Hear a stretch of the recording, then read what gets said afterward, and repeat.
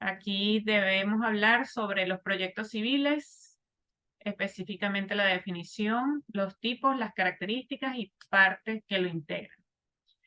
Y la segunda parte es las consultas preliminares, que son estudios de variables urbanas, en las que incluye la zonificación, ubicación, los retiros, que vienen siendo de frente, de fondo, los laterales, porcentaje de construcción, porcentaje de áreas verdes, estacionamiento, y bueno, todas las solicitudes que se necesitan, como la de servicios públicos, la de habitabilidad, los permisos de seguridad y ambiente y estudios de suelo de obras preliminares. Eso es dando también inicio a la tercera unidad que tiene que ver con esos trabajos preliminares en obras civiles. Bueno, eso les dije aquí rapidito lo que ya ustedes tienen en su aula de ensayo. Ahora voy a subir por aquí. Otra presentación que también les agregué en su aula, que corresponde a al ciclo de vida de las fases del proyecto. Déjame ver, no tengo más.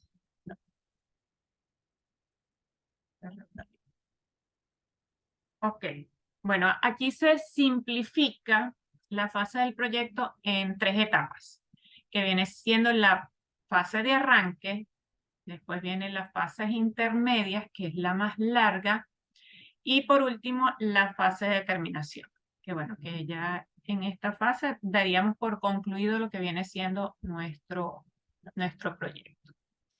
Dentro de cada una de ellas hay unas etapas que cumplir. En esta primera etapa, que es la de inicio, la de arranque, está la etapa conceptual como tal. En ella debemos de tener la idea. Primero debe existir la necesidad para realizar dicho proyecto. Y de acuerdo a esa necesidad, entonces van a salir las ideas. De allí comienza entonces el proceso de idealización del proyecto y buscar las formas y los medios que se necesitan para llevar a cabo dicho proyecto.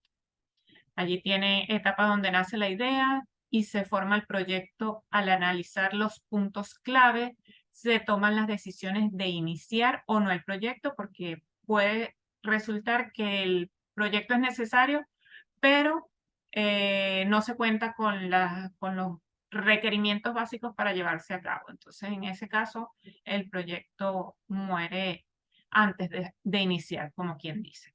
Se establecen las metas, los principales nombramientos, la asignación de los recursos. Por eso les digo que quizás sea un proyecto que se necesita, pero que si no se cuenta con los recursos o con el personal que pueda llevar a cabo dicho proyecto, pues simplemente el proyecto no tiene vida. Consumo de recursos bajos, con participación de individuos de buena trayectoria en la organización, o sea, personal capacitado. Es a lo que se refiere en esa parte.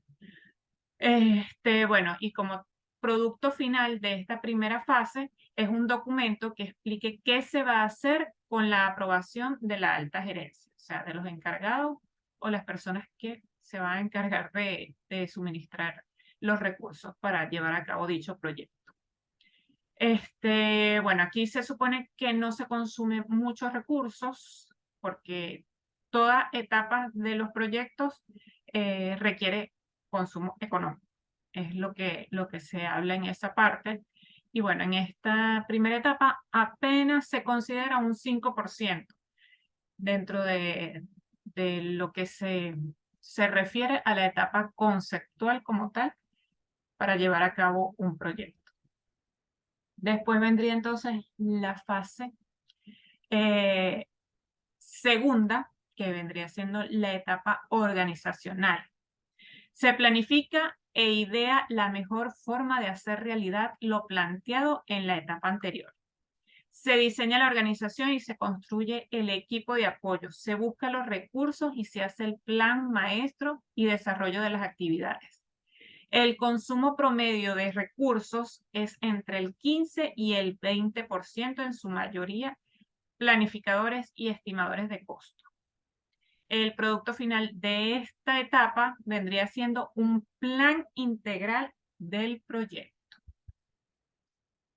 Continuamos con la fase intermedia, que como ya les había dicho anteriormente, es la fase más larga, por eso se divide en dos etapas. En esta otra etapa de esa fase intermedia está la etapa ejecutiva, donde se ejecutan los trabajos principales del proyecto.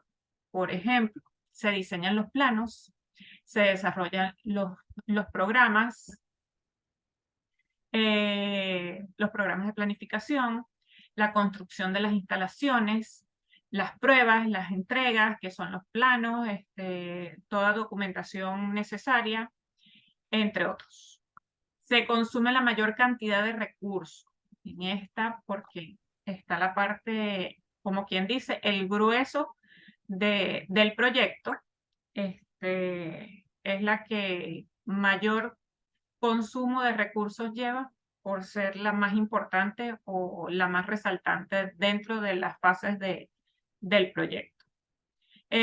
Participan más personas a nivel obrero, por eso también consumen más dinero y tarda más tiempo en desarrollarse, porque es como tal la parte de ejecución de la obra.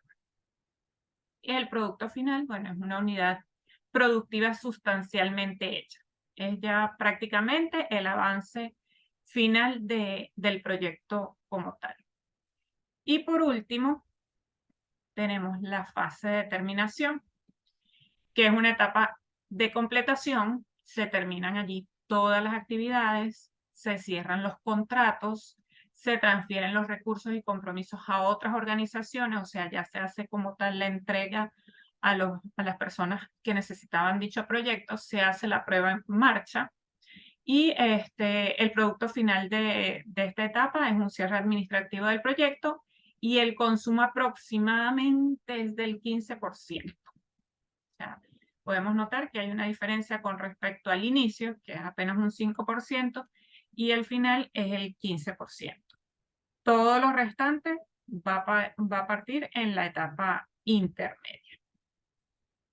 Eso es lo que viene siendo la fase de un proyecto. Va a conseguir aquí información adicional. Bueno, vemos que lo que representa la fase del proyecto o un proyecto viene expresado como en una curva en la que se da inicio, como que paulativamente, y cuando se llega en realidad al grueso del proyecto, a la ejecución como tal, tiene su inclinación o su punto más alto en esa curva. Y ya bueno, va descendiendo al momento de que se van culminando las actividades. Por supuesto, el ritmo va disminuyendo de velocidad y los gastos también van disminuyendo. Por eso van en esa forma. Aquí también les coloqué una gráfica donde hay como una diferencia o una comparación que hacen entre un proyecto, en este caso de ingeniería, y un proyecto que vendría siendo un negocio. Entonces, tiene la parte de diseño, que nosotros utilizamos lo que es la ingeniería básica y la ingeniería de detalle, y en los negocios está la formulación, que vendría siendo el estudio de mercado, el estudio técnico, el financiero y la evaluación como tal. Son más o menos las comparaciones que se puede llegar a hacer con tipos de proyectos, uno de civil y uno de negocio, uno de construcción y otro de negocio. Bueno, aquí también tienen otra parte adicional, también es como para complementar la información que ustedes tienen dentro del material. Bueno, el ciclo de vida se define en las fases de inicio, fin de un proyecto, la transmisión entre una fase y otra del proyecto implican algunas formas de transferencias técnicas denominados productos entregables, que eso en una